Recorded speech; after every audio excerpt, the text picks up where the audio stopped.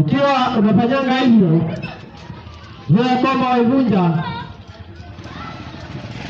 amri ya 8, usiibe. Umeona mtu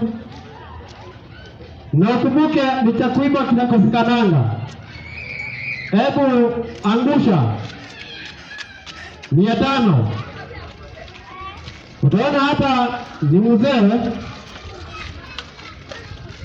amejenga umri na pia maybe ako na shida ya mgongo, atasahau kama anaumwa na mgongo, akifanya ni kunama ama ni kujikuna, anajikuna, ateremke kidogo tu, akijifanya tu kidogo shua, anairusha kwa mfuko. Umesahau kama wewe uko na shida ya mgongo, ukaona 500 chini, ukasema ya kwamba wengine ni Wakikuyu wanasemanga ya kwamba gaida kwa hamwe na elimu, gari hamwe na elimu, kilimo nituye kana uti mudonyo na koguo noje kioguo